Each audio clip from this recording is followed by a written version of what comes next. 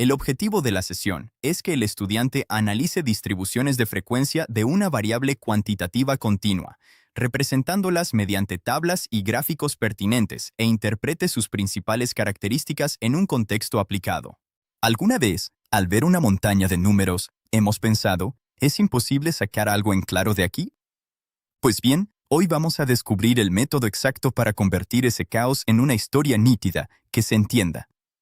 Un viaje fascinante de los datos al conocimiento. Aquí lo tenemos. Este es nuestro punto de partida. 48 pagos de impuestos municipales. Así, en crudo. A simple vista, pues es un laberinto de cifras, ¿verdad?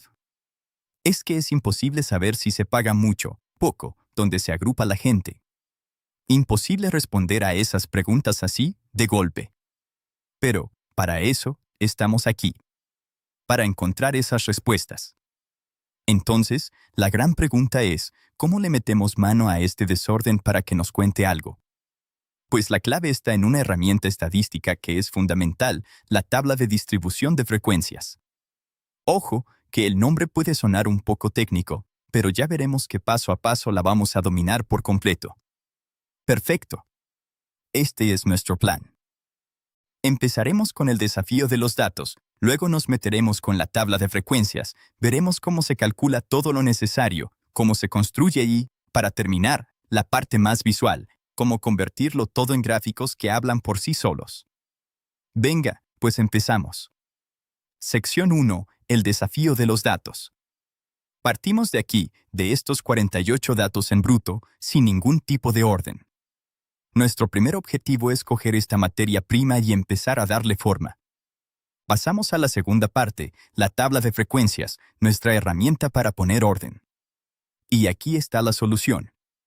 La tabla de distribución de frecuencias. Es como tener el plano para construir un edificio. Los datos son los ladrillos sueltos y la tabla es lo que nos va a permitir ponerlos en su sitio y que todo tenga sentido. Es básicamente la herramienta que va a poner orden en todo este caos. ¿Pero qué es exactamente una tabla de frecuencias? Pues en el fondo es un resumen muy inteligente. En vez de volvernos locos mirando cada número por separado, lo que hacemos es agruparlos.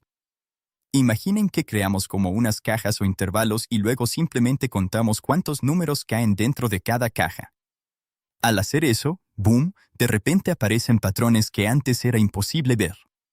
Vamos con la tercera parte. Toca calcular los cimientos, el plano de nuestra tabla.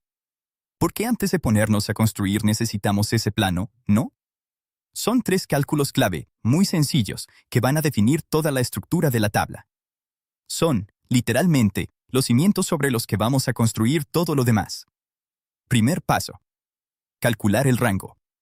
Esto es fácil. Lo único que queremos saber es cómo de dispersos están los datos. Y para eso, el rango nos dice la distancia que hay entre el número más grande y el más pequeño de todos. Simplemente restar el mínimo al máximo. No tiene más misterio. Vamos a aplicarlo a nuestro ejemplo. En los datos de los impuestos, el pago más alto fue de 351,1 y el más bajo, 145,1. Hacemos la resta y listo. 206. La siguiente pregunta. ¿En cuántos intervalos, en cuántos grupos vamos a dividir los datos? Hay un método. Usaremos la regla de Sturges, que nos da una fórmula para encontrar el número adecuado de intervalos. Y todo depende de cuántos datos tengamos, que en la fórmula es la letra n. Tenemos 48 datos. Metemos el 48 en la fórmula y el resultado es 6,6. No podemos tener 6,6 intervalos, necesitamos un número entero.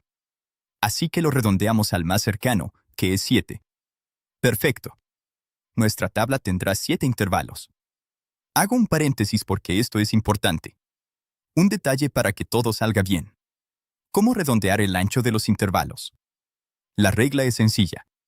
Se redondea hacia arriba, por exceso. Y hay que mantener el mismo número de decimales que tenían los datos originales. Si los datos son números enteros, sin decimales, el resultado lo redondeamos al siguiente número entero. Si tienen un decimal, como es nuestro caso, lo redondeamos al siguiente décimo. Y llegamos al último de los 3 cálculos para nuestros cimientos. ¿Cómo de ancha va a ser cada una de nuestros intervalos? Pues es muy lógico. Cogemos el ancho total, que era el rango, R, y lo dividimos entre el número de intervalos que vamos a tener, K. Dividimos nuestro rango 206 entre los 7 intervalos que decidimos. El resultado es 29.429. Y ahora aplicamos la regla que acabamos de comentar.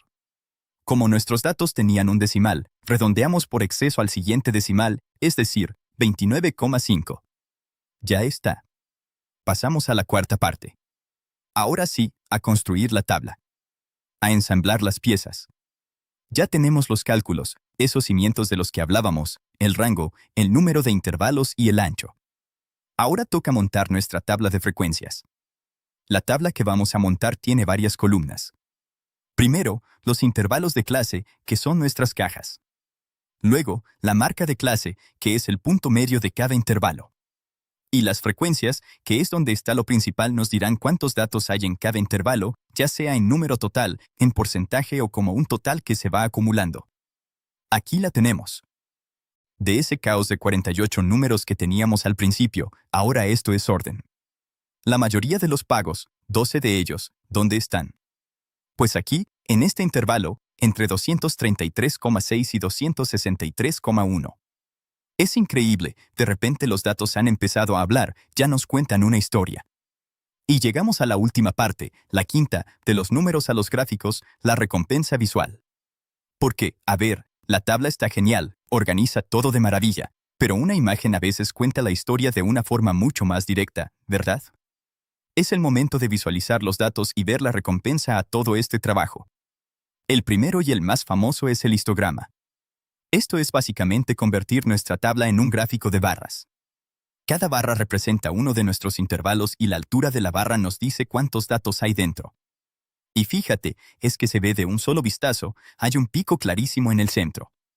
Ahí, justo ahí, es donde se concentra la mayoría de los pagos.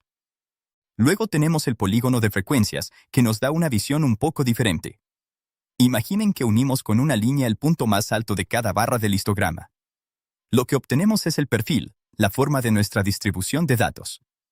Es como si dibujáramos el perfil de una montaña. Vemos los picos y los valles de la información de forma muy clara. Y por último, la ojiva.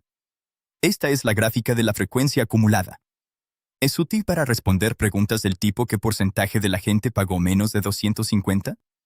Lo que hace es mostrarnos cómo se van acumulando los datos, cómo se van sumando, intervalo a intervalo, hasta que llegamos, lógicamente, al 100% del total. Y con esto cerramos el círculo. El viaje ha terminado. Hemos partido de una lista de números que no decía nada, un auténtico caos, y siguiendo un proceso muy lógico y estructurado, hemos llegado a una historia visual, súper clara, que nos cuenta exactamente cómo se distribuyen esos pagos.